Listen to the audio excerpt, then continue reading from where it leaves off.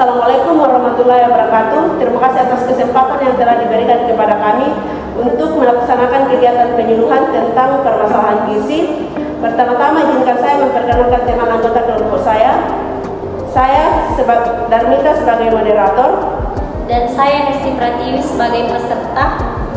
Saya Cici Susianti sebagai peserta. Saya Wana Zalimin sebagai pemateri. Saya Sawana Eka Febriana sebagai konsumen. Saya Nur Azmi sebagai peserta. Saya Husnul Hatimah sebagai peserta. Saya persilakan kepada pemateri untuk memaparkan tentang permasalahan gizi.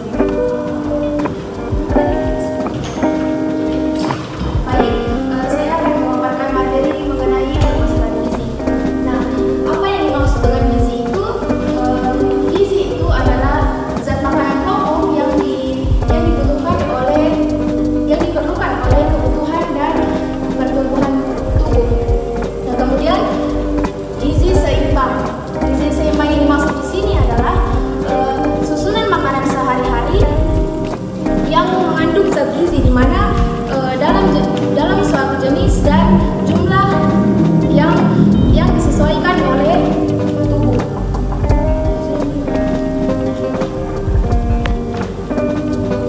Apa saja sih makanan yang mengandung gizi ini, yaitu daging, buah-buahan, kacang-kacangan, biji-bijian, dan masih banyak lagi. Oke, lanjut. Kemudian, mengapa sih pentingnya menjaga gizi seimbang bagi kesehatan? Mungkin teman-teman di sini ada yang tahu kenapa pentingnya menjaga kesehatan menjaga gizi seimbang bagi kesehatan. Oke, jadi karena jika kita kekurangan gizi atau malnutrisi itu, maka dapat menyebabkan dampak buruk bagi pertumbuhan dan kesehatan. Makanya di sini tuh kita diperlukan untuk pemenuhan gizi bagi kehidupan manusia. Kemudian oleh karena itu perlu untuk yang namanya menjaga makanan, kemudian rajin berolahraga, kemudian mengasuh pola hidup bersih dan lain-lain. Nah, kemudian perlu diketahui bahwa pemenuhan gizi ini sangat penting dalam kehidupan manusia. Prinsip gizi seimbang ini ada 4, yaitu kekurangan yodisium, kemudian ada kekurangan vitamin A, yang ketiga ada kekurangan zat besi, dan yang keempat itu kekurangan energi dan protein.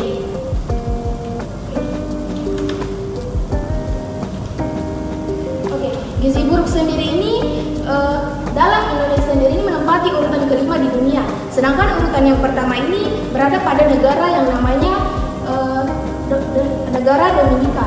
Negara Dominika ini dimana merupakan suatu negara kepulauan yang disebut dengan Kepulauan Karibia dan Laut Karibia. Negara ini berada pada Amerika Tengah. Kemudian macam-macam gizi buruk. Mungkin teman-teman sekalian ada yang tahu macam-macam gizi buruk itu seperti apa?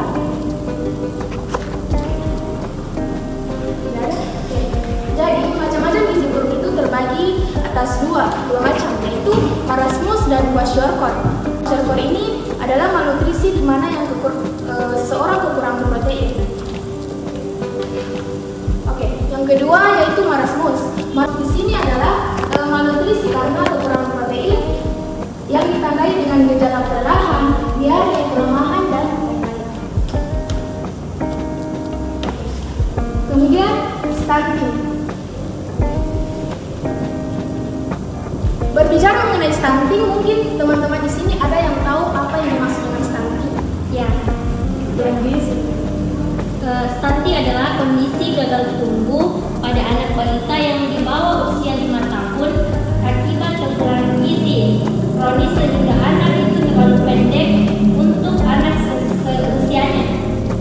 ya, benar sekali yang dikatakan oleh Hesti. Dan kemudian kita lanjut ciri-ciri stunting pada anak. Yang pertama itu anak itu mengalami yang namanya kesusahan dalam belajar. Kemudian sistem kekebalan tubuh anak itu mulai menurun, makanya dia itu gampang terserang penyakit. Kemudian yang ketiga yaitu berisiko mengalami diabetes, kemudian hipertensi, obesitas ketika dia dewasa nanti.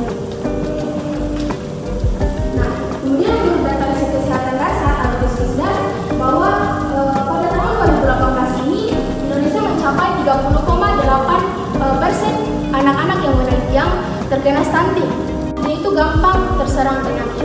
Kemudian yang ketiga yaitu berisiko mengalami diabetes, kemudian hipertensi, obesitas ketika dia dewasa nanti. Nah, kemudian menurut data riset kesehatan dasar atau Risetdasar bahwa pada tahun 2018 ini Indonesia mencapai 30,8% anak-anak yang terkena stunting. Dalam arti 1 dari 3 balita anak Indonesia ini mengalami stunting. Nah, kemudian Indonesia sendiri ini berada pada urutan kedua di kawasan Asia Tenggara, dan pada urutan dunia ini Indonesia berada pada urutan kedua. Sekian materi dari penyuluhan kami. Kurang lebihnya saya mohon maaf. Saya ucapkan wabillahi taufiq wal hidayah. Assalamualaikum warahmatullahi wabarakatuh. Baik, itulah tadi materi yang dibawakan oleh pemateri. Kepada pemateri saya ucapkan terima kasih. Mungkin dari teman-teman peserta ingin bertanya, dipersilakan. Saya persilakan kepada Husnul untuk memberikan pertanyaan kepada beliau. Baik, terima kasih atas kesempatan yang diberikan kepada saya. Pertanyaan saya yaitu mengapa gizi seimbang menjadi salah satu faktor yang paling penting dalam konsep pertumbuhan dan perkembangan. Baik, saya akan langsung menjawab pertanyaan dari Saudari Husnul. Seperti yang saya sudah jelaskan tadi, bahwa jika seseorang kekurangan gizi atau malnutrisi, maka itu dapat berdampak buruk pada suatu pertumbuhan kesehatan individu masing-masing. Makanya kita itu dianjurkan untuk rajin berolahraga, melakukan aktivitas, kemudian menjaga pola makan, dan masih banyak lagi. Mungkin itu saja. Baik, terima kasih atas jawabannya. Baik, selanjutnya Siti, saya persilakan untuk memberikan pertanyaan kepada Baik, terima kasih atas pertanyaan. Yang ingin saya tanyakan yaitu apa saja langkah-langkah yang bisa Anda lakukan untuk melakukan program perbaikan gizi. Terima kasih. Oke, baik, saya akan menjawab pertanyaan dari Saudari Cici. Sebenarnya langkah-langkah perbaikan gizi ini banyak, tapi salah satu di antaranya yang dapat saya jelaskan yaitu seperti perbaikan pola konsumsi makanan, perbaikan pola asuh, sanitasi, melakukan aktivitas fisik dengan rajin berolahraga dan lain-lain. Mungkin itu saja yang saya sampaikan. Baik, bagaimana Siti dan jawaban yang diberikan oleh pemateri? Baik, terima kasih atas jawaban yang telah diberikan. Pertanyaan selanjutnya dipersilakan Asma. Baik, saya tadi tentang apa ini. Baik, jawabannya itu karena orang yang bertubuh pendek itu kebanyakan berat badan idealnya itu juga rendah. Oke, silakan Mbak Moderator. Baik, terima kasih atas waktunya. Sekian penyuluhan dari kami. Saya ucapkan terima kasih. Assalamualaikum warahmatullahi wabarakatuh. Waalaikumsalam warahmatullahi wabarakatuh.